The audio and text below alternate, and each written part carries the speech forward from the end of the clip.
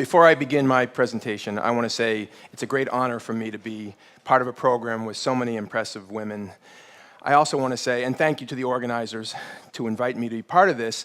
It's important that I say, and that men say, when we do the work that we do, and especially in the field of gender violence prevention that I'm going to talk with you about this morning, it's important that we acknowledge that the growing movement of men in the United States, in a multicultural sense, and all around the world in an international sense, the growing movement of men who are standing up and speaking out about men's violence against women and going into parts of male culture that have historically been either apathetic about or openly hostile to women's efforts to engage them. That movement of men is indebted to the leadership of women on a personal level, on a professional level, on a political level, on an intellectual level, on every level. Women built these movements, and these are movements that are affecting, in a positive way, everybody, not just women and girls, but also men and boys.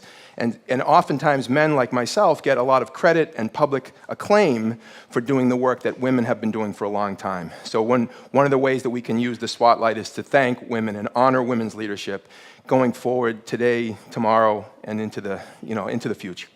Now, having said that, I'm going to share with you a paradigm-shifting perspective on the issues of gender violence, sexual assault, domestic violence, relationship abuse, sexual harassment, sexual abuse of children, that whole range of issues that I'll refer to in shorthand as gender violence issues. They've been seen as women's issues that some good men help out with. But I have a problem with that frame, and I don't accept it. I don't see these as women's issues that some good men help out with. In fact, I'm going to argue that these are men's issues, first and foremost. Now, obviously, they're also women's issues, so I appreciate that. But calling gender violence a women's issue is part of the problem for a number of reasons. The first is that it gives men an excuse not to pay attention. Right? A lot of men hear the term women's issues and we tend to tune it out and we think, hey, I'm a guy, that's for the girls or that's for the women. And a lot of men literally don't get beyond the first sentence as a result. It's almost like a chip in our brain is activated and the neural pathways take our attention in a different direction when we hear the term women's issues. This is also true, by the way, of the word gender, because a lot of people hear the word gender and they think it means women. So they think that gender issues is synonymous with women's issues. There's some confusion about the term gender. And actually, let me illustrate that confusion by way of analogy. So let's talk for a moment about race. In the US, when we hear the word race, a lot of people think that means African American, Latino, Asian American, Native American, South Asian, Pacific Islander, on and on. A lot of people, when they hear the word sexual orientation, think it means gay, lesbian, bisexual. And a lot of people, when they hear the word gender, think it means women. In each case, the dominant group doesn't get paid attention to. Right? As if white people don't have some sort of racial identity or belong to some racial category or construct. As if heterosexual people don't have a sexual orientation. As if men don't have a gender.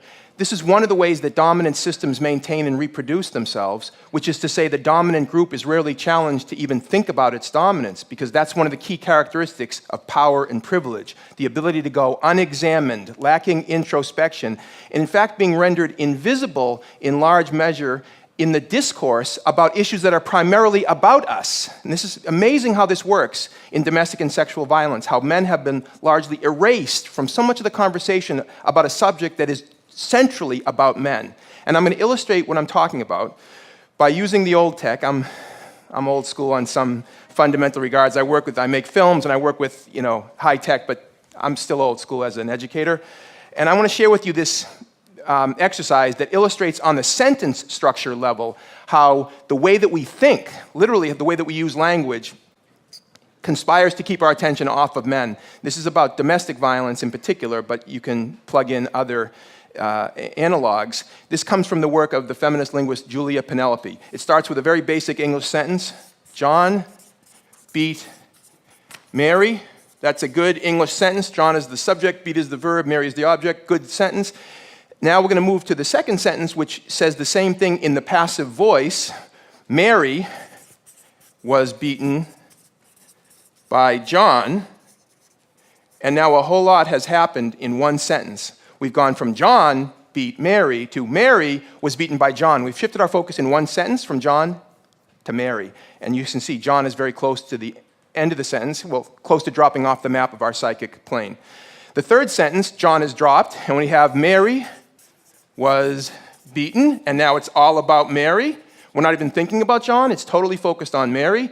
Over the past generation, the term we've used synonymous with beaten is battered. So we have Mary was battered.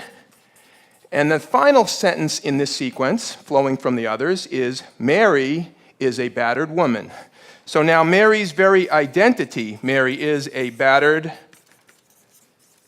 woman, is what was done to her by John in the first instance. But we've demonstrated that John has long ago left the conversation. Now, those of us who work in domestic and sexual violence field know that victim blaming is pervasive in this realm, which is to say blaming the person to whom something was done rather than the person who did it. And we say things like, why do these women go out with these men? Why are they attracted to these men? Why do they keep going back? What was she wearing at that party? What a stupid thing to do. Why was she drinking with that group of guys in that hotel room? This is victim blaming. And there are numerous reasons for it, but one of them is that our whole cognitive structure is set up to blame victims. This is all unconscious. Our whole cognitive structure is set up to ask questions about women and women's choices and what they're doing, thinking, and wearing. And I'm not going to shout down people who ask questions about women. Okay, it's a legitimate thing to ask. But let's be clear, asking questions about Mary is not going to get us anywhere in terms of preventing violence. We have to ask a different set of questions. And you can see where I'm going with this, right? The questions are not about Mary, they're about John. The questions include things like, why does John beat Mary? Why is domestic violence still a big problem in the United States and all over the world? What's going on? Why do so many men abuse physically, emotionally, and verbally and other ways the women and girls and the men and boys that they claim to love? What's going on with men? Why do so many adult men sexually abuse little girls and little boys? Why is that a common problem in our society and all over the world today? Why? Why do we hear over and over again about new scandals erupting in major institutions like the Catholic Church or the Penn State football program or the Boy Scouts of America, on and on and on, and then local communities all over the country and all the world, right? We hear about it all the time. Sexual abuse of children. What's going on with men? Why do so many men rape women in our society and around the world? Why do so many men rape other men? What is going on with men? And then what is the role of the various institutions in our society that are helping to produce abusive men at pandemic rates? Because this isn't about individual perpetrators. That's a naive way to understanding what is a much deeper and more systematic social problem. You know, the perpetrators aren't these, monsters who crawl out of the swamp and come into town and do their nasty business and then retreat into the darkness. That's a very naive notion, right? Perpetrators are much more normal than that and everyday than that. So the question is, what are we doing here in our society and in the world? What are the roles of the various institutions in helping to produce abusive men? What's the role of religious belief systems, the sports culture, the pornography culture, the family structure, economics and how that intersects, and race and ethnicity and how that intersects? How does all this work? And then once we start making those kind of connections and asking those important and big questions, then we can talk about how can we be transformative? In other words, how can we do something differently? How can we change the practices? How can we change the socialization of boys and the definitions of manhood that lead to these current outcomes? These are the kind of questions that we need to be asking and the kind of work that we need to be doing, but if we're endlessly focused on what women are doing and thinking in relationships or elsewhere, we're not going to get to that piece. Now, I understand that a lot of women who have been trying to speak out about these issues today and yesterday and for years and years often get shouted down for their efforts. They get called nasty names like male basher and man hater and the disgusting and offensive feminazi, right? And you know what all this is about? It's called kill the messenger. It's because the women who are standing up and speaking out for themselves and for other women, as well as for men and boys, it's a statement to them to sit down and shut up. Keep the current system in place because we don't like it when people rock the boat. We don't like it when people challenge our power. You better sit down and shut up, basically. And thank goodness that women haven't done that. Thank goodness that we live in a world where there's so much women's leadership that can counteract that. But one of the powerful roles that men can play in this work is that we can say some things that sometimes women can't say, or better yet, we can be heard saying some things that women often can't be heard saying. Now, I appreciate that that's a problem, it's sexism, but it's the truth. And so one of the things that I say to men, and my colleagues and I always say this, is we need more men who have the courage and the strength to start standing up and saying some of this stuff. and standing with women, not against them, pretending that somehow this is a battle between the sexes and other kinds of nonsense. We live in the world together. And by the way, one of the things that really bothers me about some of the rhetoric that against feminists and others who have built the battered women's and rape crisis movements around the world is that somehow, like I said, that they're anti-male. What about all the boys who are profoundly affected in a negative way by what some adult man is doing against their mother, themselves, their sisters? What about all those boys? What about all the young men and boys who have been traumatized by adult men's violence? You know what? The same system that produces men who abuse women produces men who abuse other men. And if we want to talk about male victims, let's talk about male victims. Most male victims of violence are the victims of other men's violence. So that's something that both women and men have in common. We are both victims of men's violence. So we have it in our direct self-interest, not to mention the fact that most men that I know have women and girls that we care deeply about in our families, in our friendship circles, and every other way. So there's so many reasons why we need men to speak out. It seems obvious saying it out loud, doesn't it? Now, the nature of the work that I do and my colleagues do in the sports culture, in the US military, in schools, we pioneered this approach called the bystander approach to gender violence prevention. And I just want to give you the highlights of the bystander approach because it's a big sort of thematic shift, although there's lots of particulars. But the heart of it is, instead of seeing men as perpetrators, women as victims, or women as perpetrators, men as victims, or any combination in there, I'm using the gender binary. I know there's more than men and women. There's more than male and female. And there are women who are perpetrators, and of course there are men who are victims. There's a whole spectrum. But instead of seeing it in the binary fashion, we focus on all of us as what we call bystanders. And a bystander is defined as anybody who is not a perpetrator or a victim in a given situation. So in other words, friends, teammates, colleagues, co-workers, family members, those of us who are not directly involved in a dyad of abuse, but we are embedded in social, family, work, school, and other peer culture relationships with people who might be in that situation. What do we do? How do we speak up? How do we challenge our friends? How do we support our friends? But how do we not remain silent in the face of abuse? Now, when it comes to men and male culture, the goal is to get men who are not abusive to challenge men who are. And when I say abusive, I don't mean just men who are beating women. We're not just saying that a man whose friend is abusing his girlfriend needs to stop the guy at the moment of attack. I mean, that's a naive way of creating a social change. It's along a continuum we're trying to get men to interrupt each other. So for example, if you're a guy and you're in a group of guys playing poker, talking, hanging out, no women present, and another guy says something sexist or degrading or harassing about women, instead of laughing along or pretending you didn't hear it, we need men to say, hey, that's not funny. That could be my sister you're talking about, and could you joke about something else? Or could you talk about something else? I don't appreciate that kind of talk. Just like if you're a white person and another white person makes a racist comment, I hope, that white people would interrupt that racist enactment by a fellow white person. Just like with heterosexism, if you're a heterosexual person and you yourself don't enact harassing or abusive behaviors towards people of varying sexual orientations, if you don't say something in the face of other heterosexual people doing that, then in a sense, isn't your silence a form of consent and complicity? Well, the bystander approach is trying to give people tools to interrupt that process and to speak up and to create a peer culture climate where the abusive behavior will be seen as unacceptable, not just because it's illegal, but because it's wrong and unacceptable in the peer culture. And if we can get to the place where men who act out in sexist ways will lose status, young men and boys who act out in sexist and harassing ways towards girls and women, as well as towards other boys and men, will lose status as a result of it, guess what?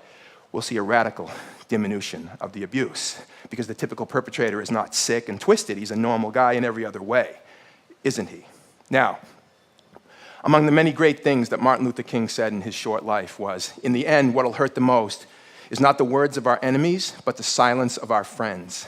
In the end, what'll hurt the most is not the words of our enemies, but the silence of our friends. There's been an awful lot of silence in male culture about this ongoing tragedy of men's violence against women and children, hasn't there?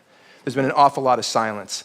And all I'm saying is that we need to break that silence, and we need more men to do that.